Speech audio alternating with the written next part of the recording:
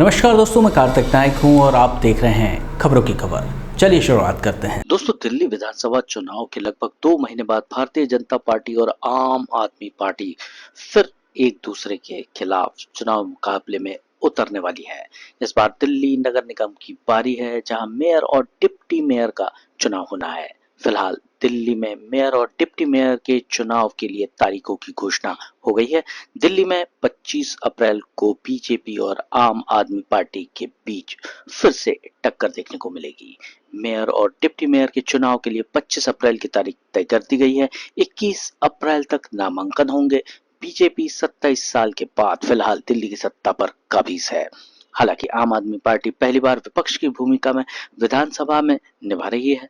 दिलचस्प ये है कि बीजेपी अगर दिल्ली मेयर का चुनाव जीतती है तो इससे केंद्र शासित प्रदेश में पार्टी की डबल ही नहीं बल्कि ट्रिपल इंजन की सरकार हो जाएगी। फिलहाल आप की तरफ से महेश कुमार दिल्ली एमसीडी के मेयर हैं।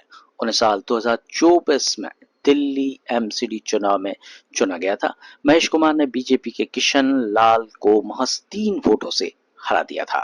हाल ही में संपन्न दिल्ली विधानसभा चुनाव में भाजपा की जीत के बाद एमसीडी में उनके मनोनीत विधायकों की संख्या में इजाफा हुआ है। इसके अलावा आपके करीब 2 दर्जन पार्षद भाजपा के खेमे में शामिल हो गए हैं। दिल्ली मेयर चुनाव का गुणागणित इस तरह से है कि दिल्ली चुनाव में बीजेपी के 8 पार्षद अब विधायक बन चुके हैं।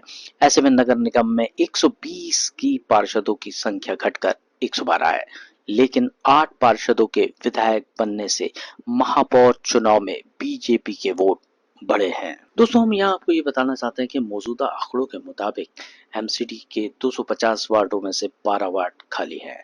बीजेपी के पास 117 पार्षदों का समर्थन है, जबकि आपके पास 113 पार्षद हैं। इसके अलावा कांग्रेस के पास 8 पार्षद हैं।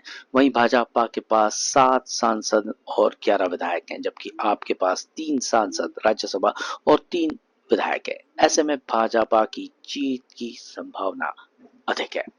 तो दोस्तों, आने वाले समय में एक जोरदार घमासान फिर से सबको देखने को मिलेगा, लेकिन इस बार वाला अलग है।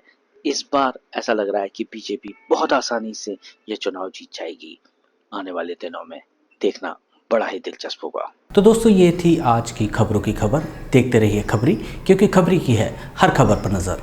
नमस्कार।